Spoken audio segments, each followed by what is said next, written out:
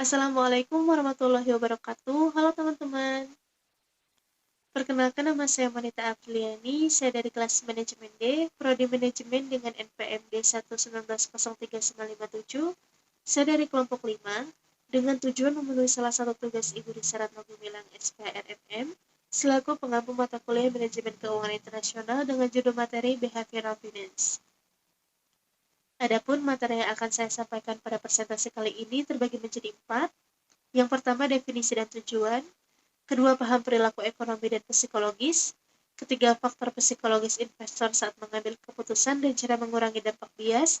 Keempat, paham heuristik ekonomi dan keuangan, serta pengaruh bias dan heuristik. Kita langsung saja pada materi yang pertama, yaitu pengertian behavioral finance. Adalah suatu kajian yang meyakini bahwa ada pengaruh psikologis yang mempengaruhi investor dalam pengambilan keputusan. Faktor psikologis dinilai dapat menyebabkan investor melakukan hal yang tidak rasional bahkan tidak dapat diprediksi. Terkadang emosi, sifat, pengetahuan, preferensi, serta berbagai macam hal yang melekat pada diri manusia melandasi munculnya keputusan dalam bertindak. Hal tersebut membuat mereka kehilangan kendali diri, di mana menjadi terlalu percaya diri atau malah menjadi terlalu pesimis. Adapun menurut para ahli yaitu Littner, tahun 1998, behavioral finance merupakan suatu ilmu yang mempelajari bagaimana manusia menyikapi dan bereaksi atas informasi yang ada dalam upaya untuk mengambil keputusan yang dapat mengoptimalkan tingkat pengembalian dengan memperhatikan resiko yang melekat di dalamnya atau unsur sikap dan tindakan manusia merupakan faktor penentu dalam berinvestasi.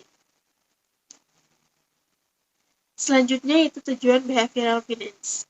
Untuk memahami dan memprediksi implikasi-implikasi sistematis pasar keuangan dari sudut pandang psikologis, meskipun demikian, Olson mengemukakan bahwa sejauh ini belum ada teori keuangan perilaku yang terintegrasi, dan sejauh mana ditemukan dalam literatur adalah terbatas pada penentuan atribut-atribut pengambilan keputusan dalam berinvestasi di pasar. Selanjutnya, paham perilaku ekonomi dan psikologis. Memahami perilaku ekonomi dan psikologis ekonomi adalah bidang studi yang disebut ekonomi perilaku. Ini menggunakan psikologis dan ekonomi untuk mengeksplorasi mengapa orang kadang-kadang membuat keputusan emosional daripada logis dan mengapa perilaku mereka tidak mengikuti prediksi model ekonomi yang diterima. Selanjutnya, faktor psikologis investor dalam mengambil keputusan serta cara mengurangi dampak bias. Menurut Michel M. Pompian dalam bukunya Behavioral Finance and Wealth Management, yang mempengaruhi para investor dalam mengambil keputusan adalah aspek kognitif dan emosi. Kedua aspek tersebut sangat mudah mengalami bias atau penyimpangan. Berikut jenis-jenis bias. Yang pertama, bias kognitif merupakan proses pemahaman, pengolahan, pengambilan kesimpulan atas suatu informasi atau fakta. Bias ini menggambarkan adanya penyimpangan atau berat sebelah yang disebabkan oleh informasi yang dimiliki oleh investor. Kedua, bias emosi menitik beratkan pada perasaan dan spontanitas dibandingkan fakta. Dengan demikian, bias emosional menggambarkan kesalahan keputusan karena mengabaikan fakta. Ketiga, bias konfirmasi cenderung hanya mencari informasi yang mendukung pandangannya atas keputusan investasi dan mengabaikan informasi yang bertentangan dengan pandangannya. Terakhir, bias loss aversion. Investor merasa dampak kerugian investasi lebih besar dibandingkan kepuasan atas keuntungan investasi. Akibatnya, investor rela untuk mempertahankan investasi yang tidak menguntungkan. Selanjutnya, cara mengurangi dampak bias, yaitu dengan melakukan strategi-strategi. Yang pertama, melakukan analisis informasi yang komprehensif. Kedua, identifikasi tingkat toleransi risiko. Ketiga, alokasi aset strategis. Keempat, rebalancing portofolio secara berkala. Kelima, memiliki perencanaan keuangan pribadi.